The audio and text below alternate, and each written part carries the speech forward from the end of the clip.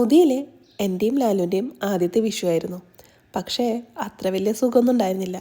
ഹോസ്പിറ്റലിൽ നിന്ന് വരുമ്പോൾ തന്നെ ചെറിയൊരു തൊണ്ടവേദനയായിട്ടാണ് വന്നത്. ചെറുതായിട്ട് ചൂടുള്ള പോലെ തോന്നുന്നുണ്ട്, പനി വരാൻ പോകുന്നുണ്ടെന്ന് തോന്നി. അതുകൊണ്ട് തന്നെ രാത്രി തന്നെ എല്ലാ ഫുഡും ഉണ്ടാക്കി സെറ്റാക്കി വെക്കാമെന്ന് വിചാരിച്ചു.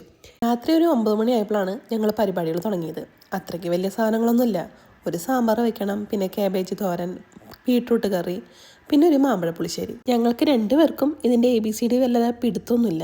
എന്നാലും യൂട്യൂബൊക്കെ നോക്കി ഞങ്ങൾ തട്ടിക്കൂട്ടി എല്ലാ കാര്യങ്ങളും സെറ്റാക്കി. പ്രതീക്ഷിച്ച പോലെ തന്നെ രാവിലെ തൊട്ട് എഴുന്നേൽക്കാനും വയ്യ, തലവേദന, പനി, കഫക്കെട്ട്, പിന്നെ ബെഡിൽ കിടപ്പന്നെയായിരുന്നു. രാവിലെ തൊട്ട് പാരസെറ്റമോളിലാണ് ഓടുന്നത്.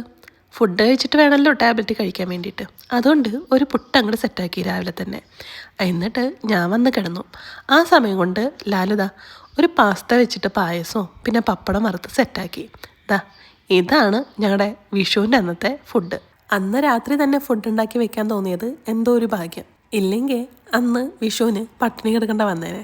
വാഴയിലൊന്നും ഇല്ലാത്ത കാരണം സ്റ്റീൽ പ്ലേറ്റിലാണ് ഞങ്ങൾ ഫുഡ് കഴിച്ചത്. പിന്നെ ഞങ്ങൾ തന്നെ ഫുഡ് കഴിച്ച് ഞങ്ങൾ തന്നെ പറഞ്ഞു ഫുഡൊക്കെ സൂപ്പറായിട്ടുണ്ടെന്ന്. ഇന്ന് നമുക്ക് ഈവനിങ് ഡ്യൂട്ടിയാണ് ഉള്ളത്. അതുകൊണ്ട് തന്നെ വീണ്ടും ടാബ്ലറ്റ് കഴിച്ച് നമുക്ക് റെഡി ആവാൻ പോവാം. അതിന് മുന്നായിട്ട് മാമ്പഴ പുളിശ്ശേരി ഞാൻ ആദ്യമായിട്ടാണ് ട്രൈ ചെയ്യുന്നത്. അപ്പോൾ കുറച്ച് പാക്ക് ചെയ്ത് രമ്യ ചേച്ചിക്കും നീതുവിനും ഹോസ്റ്റലിൽ കൊണ്ടുകൊടുക്കാം.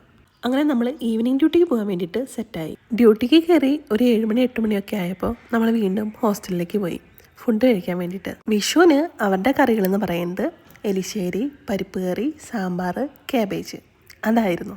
പിന്നെ ഹോസ്റ്റലിലുള്ള എല്ലാവർക്കും വേണ്ടിയിട്ട് അവർ സേമിയ പായസവും വെച്ചിട്ടുണ്ടായിരുന്നു.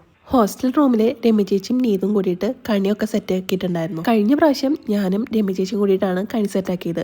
ഈ പ്രാവശ്യം ഞാനും ലാലും കൂടിയിട്ട് പുറത്താണല്ലോ താമസിക്കുന്നത്. അതുകൊണ്ട് തന്നെ കണിയൊന്നുമില്ല. ഡ്യൂട്ടിയൊക്കെ എങ്ങനെയോ ഞാൻ എടുത്ത് തീർത്തു.